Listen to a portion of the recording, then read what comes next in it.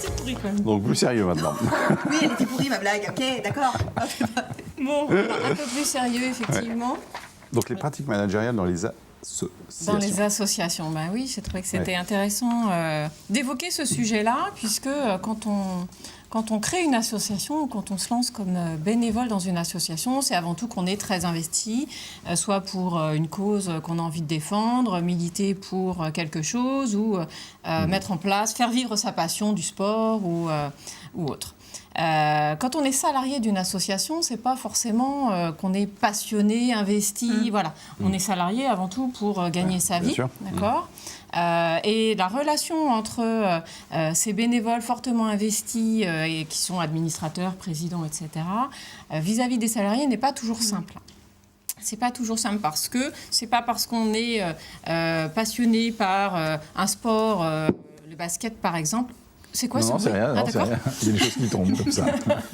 Ok. C'est un ballon de basket. Donc, quand on est passionné, par exemple, de basket, voilà, je suis président d'une association de basket. J'ai sans doute la compétence pour parler du basket, pour développer mon association, faire venir des adhérents. Après, pour manager 1, 2, 3 entraîneurs de basket. Les salariés, c'est pas pareil. Ça s'apprend, en fait. C'est un peu un métier.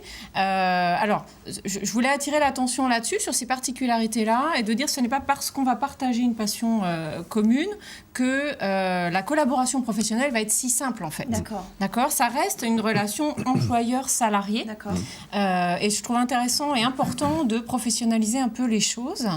Et que ces élus, ces administrateurs ne restent pas seuls, notamment les présidents qui souvent portent beaucoup de choses. Alors un président qui est donc finalement bénévole, qui s'y connaît dans le sujet, mais moins sans doute que le salarié qui va recruter, comment ça se passe ? Alors c'est ça, c'est probable que le président effectivement soit amené à poste embaucher, technique, quoi. Un entraîneur qui est plus expert que lui, peut-être moins passionné d'ailleurs parfois, mais plus expert que lui. Donc il faut savoir rester à sa place de président et bien définir les rôles de chacun. J'y reviendrai tout à l'heure. Ce que je voulais évoquer, c'était notamment de ne pas rester seul en tant que président dans la gestion du personnel. Trop souvent, voilà, on a une personne qui porte ça. Ça n'est pas si simple. Un salarié, eh bien, ça peut avoir des soucis, des questions. Dans la vie d'un salarié, il peut se passer plein de choses, des souhaits de temps partiel, d'augmentation de salaire, des besoins de congés, etc., etc. Donc je vous conseille, en tant que président d'association, de ne pas rester seul et de créer, par exemple, une commission dédiée à la gestion des salariés, à la relation avec les salariés. Une commission RH, quoi. Une commission RH, on peut appeler ça comme ça. 2-3 personnes. 2-3 personnes du bureau ou du conseil d'administration qui vont se sentir concernées et s'investir de la phase de recrutement jusqu'à la phase de fin de contrat de travail dans la vie des salariés. Très bien. On peut s'entourer de professionnels. On peut également, évidemment, s'entourer de professionnels.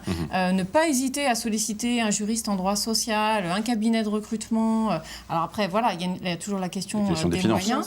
D'accord, j'y reviendrai, j'en reparlerai une autre fois, parce qu'il y a des financements qui peuvent être sollicités par les associations pour ça. Mais en tout cas, voilà, ne pas rester seul et ne pas compter simplement sur la bonne volonté de chacun. Ça ne suffit pas pour professionnaliser la relation et préserver la motivation d'un salarié. Donc on parle de la gestion des associations pour les présidents et notamment de la cohabitation entre les salariés et les bénévoles. Et les bénévoles, tout à fait. Donc je vous conseille, en tant que membre d'un conseil d'administration ou d'un bureau, déjà de clarifier au sein du conseil d'administration le qui fait quoi. Clarifier qui fait quoi sur la relation avec les bénévoles, alors assez classiquement, on a quand même un trésorier de désigné, voilà, les tâches principales sont désignées, mais on ne va pas forcément assez loin dans les précisions. L'idée, c'est d'avoir une séance dédiée à ça.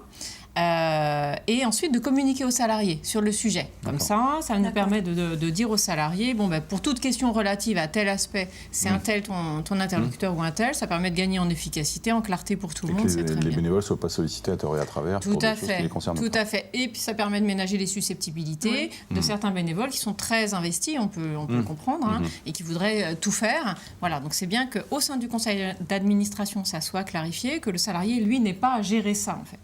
D'accord ?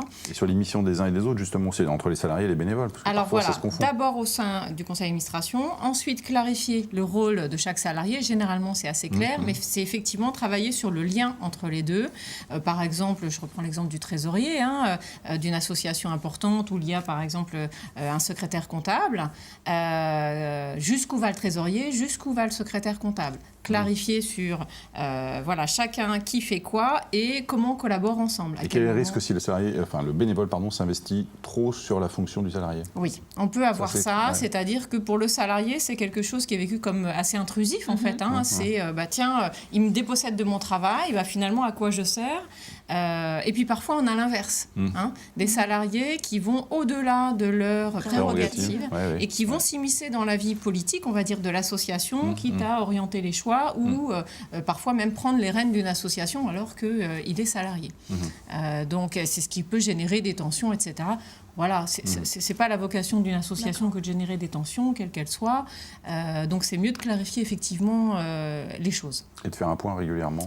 Alors, effectivement, comme je parlais tout à l'heure d'une commission RH, on l'a appelé un petit peu comme ça tout à l'heure, eh bien, faire un point au moins une fois par an à 3 ou 4 administrateurs, rencontrer le salarié pour dire comment ça se passe ton travail, quelles sont les difficultés que tu rencontres dans la relation avec les bénévoles, dans la relation avec les administrateurs, avec les je ne sais qui, les moyens de travail, voilà, tes outils de travail, comment ça se passe, quelles sont tes difficultés. C'est important, ça peut générer beaucoup de choses positives chez le salarié, c'est un signe de reconnaissance fort, on s'occupe de moi, ces bénévoles prennent le temps de s'asseoir et prennent 1 heure pour m'écouter. Donc ça peut générer un signe de reconnaissance, bien sûr, de la motivation. Et puis là encore, ça permet de désamorcer ce qui pourrait être sujet à tension dans son travail. Donc même si on n'est pas un manager né quand on est président d'association ou administrateur, eh bien, on apprend à plusieurs, c'est plus simple. Et le salarié ne vous reprochera jamais de vous occuper de lui. Tout ça, ça garantit la pérennité de l'association et même son développement, puisque quand on est président de l'association, souvent on a à cœur de développer son association et de préserver ses salariés.